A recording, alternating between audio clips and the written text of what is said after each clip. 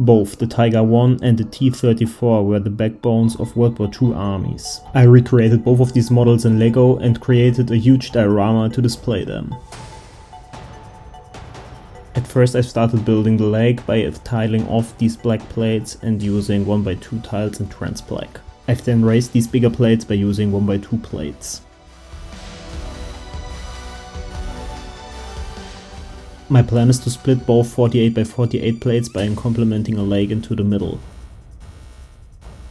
The selection of wedge plates allowed me to create a smooth elevation from the leg to the rest of the build. I've used darker colors like reddish brown, dark green and dark bluish grey for the whole build, as I've wanted to recreate the autumn scene because I've recently asked you guys which of these 4 scenes I should create a bigger mock of. Obviously the winner was the autumn build, so here we go. If you haven't already, feel free to check this other video after watching this one. Thank you.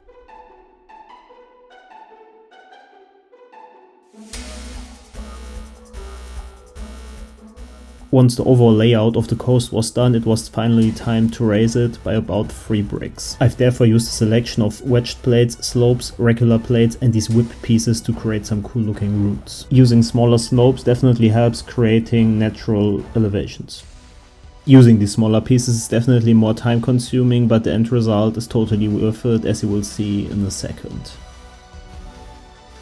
And here's the first coastal side of the lake. I am a huge fan of these darker colors and you will see in a while how good the Tiger I even matches them. A nice addition to all this is also, of course, the root pieces. As I already mentioned, the full height of the build will be around 3 bricks, so we definitely have to build a lot. The building process remains the same, we still keep pushing into the height.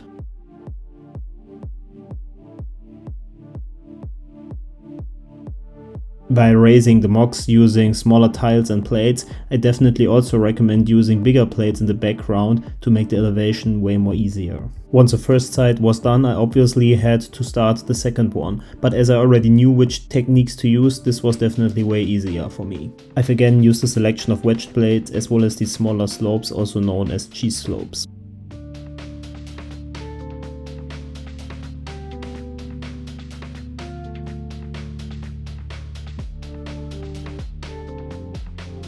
To cross a river, of course, it needs a bridge. I've therefore grabbed this LEGO net. This technique allows me to create the typical bending of a bridge. And here's how the bridge perfectly ends up with the rest of the terrain. I've added these modified tiles to the 2x12 plate and rounded the design up by using 1x2 tiles. I've connected the plate by using these hinge bricks at an angle, like so. And to fill in the last gap in between the 1x2 slopes, I've used bar pieces. Of course, I've had to repeat the same steps at the other side and the bridge is done. Once I knew where the bridge will be placed, I could finally finish all the elevation at the left side of it. I first built a bigger rock structure by using dark bluish gray pieces and then went into dark green and dark brown.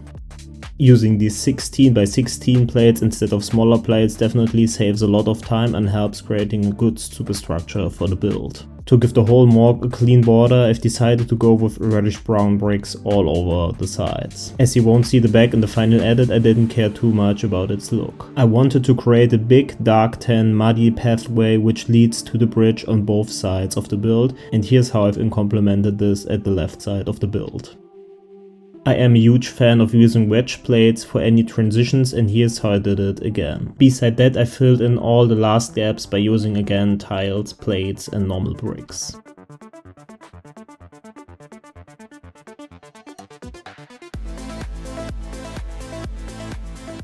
Once all the transitions were done, it was time to build the actual pathway. I've therefore used a bunch of these 2x2 wedge plates because I really like the look of all the studs, as I think this looks really muddy and this is how I want it to look like.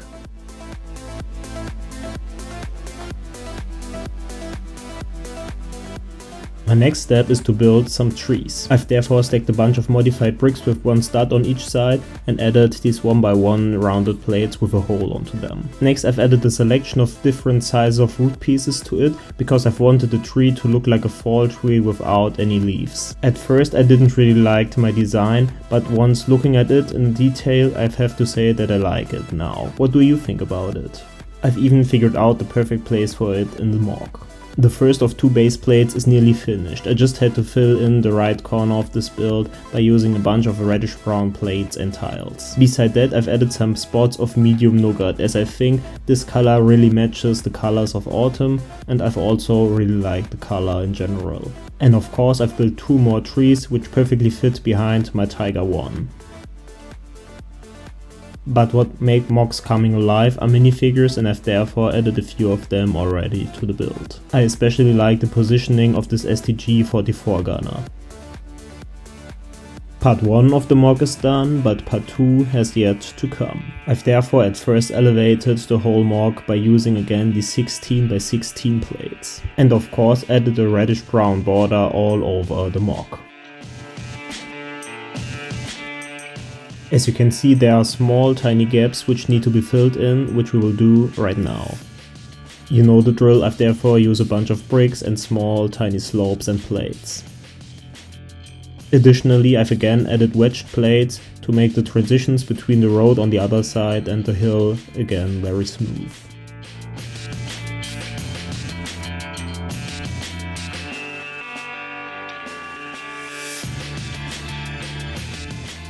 Once the whole surface was prepared, I could finally start finishing the whole road. To make it look more interesting, I've elevated it by a few plates. I've then continued building the road by using the same technique as before and in complementing a lot of these wedged and curved plates. After stacking hundreds of plates, my fingers definitely hurt a lot, so I think I've deserved a like for this video. In return, I can finally present to you the finished road.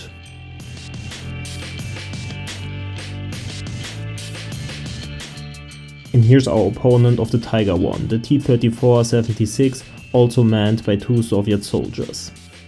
Let's finish this corner of the build real quick by again using dark bluish grey as well as reddish brown bricks and plates. Beside that, I've again decided to complement a small part of medium nougat and some small plants in reddish brown. The terrain is nearly finished, but what is missing is a house, so let's build it real quick. I've started the overall layout by using these light bluish grey masonry bricks. Beside that, I've added cheese slopes here and there because I want to build a damaged house at some points of the walls. The light bluish grey bricks were only the foundation of the house. I've then continued by using these 10 bricks and again added a lot of slopes for the damaged effect. As you can see, I've also included a damaged door. To recreate all the rubble caused by the destroyed house, I've decided to again use these wedge plates, as I just think the overall transitions are pretty clean. To get a better idea how the rubble looks in the whole scenery, I've decided to first continue with all the landscape right next to the house. I've therefore again used a lot of reddish brown plates and tiles and added again some medium nougat spots. And here's how I want to place our second group of German soldiers. As you can see, several of them are taking cover behind the house. This soldier is trying to get this ammunition box to his MG gunner even under heavy fire by the Soviet soldiers. An additional detail is this closed window at the wall. I've then continued building the front wall of the house and also added some spots of medium nougat, which are supposed to look like damaged or weathered look at the house wall. Of course, I've also added additional spots of rubble, as the house will be pretty damaged in the end result, which you will see pretty soon. We are very close to finally finish all the landscape. I've therefore again added some reddish brown 2x2 tiles as well as again a lot of plates. I've asked in the community post if the house should include an interior. However, I've originally designed a way bigger house which wouldn't fit into this MOC, but I will include it in the next and this will have interior for sure. But let's move on with the house. I've obviously again used the same details, as it wouldn't make sense to use different window designs for it. Even though the spot behind the house isn't the main focus of the MOC, of course it needed some details. I've therefore again added a spot of medium nougat and a lot of these reddish brown root pieces, and afterwards added some yellow leaf pieces to it. As I had one tree left, I've decided to place it right here. To give this reddish brown area some more color, I've again used dark bluish grey curved and sloped pieces to create some smaller rocks. One of the most complicated parts while building this MOC was definitely the damaged roof design. I've therefore designed some elements off camera, and here you can see how I attached them to the house. As I figured out all the important techniques, I can now show you on camera how to finish the house. I've this time used a bunch of these cheese slopes to recreate the roof, and I've also again mixed in some spots of medium nougat for the weathered look. Honestly, I haven't thought that this roof will take so many pieces and will be so time consuming, but in my opinion the end result will be totally worth it. Most of the slopes are finally placed, so I just had to put in all these smaller plates on it and added a small chimney. And here, ladies and gentlemen, is my mock of the battle of the iconic Tiger 1 versus T-34. Don't forget to like and subscribe if you want to see more content like this. If you like the tanks, feel free to check them at our shop called Bricks of Valor. It will support us making more mocks like this one, as they are pretty time consuming and expensive. Thanks for all the support.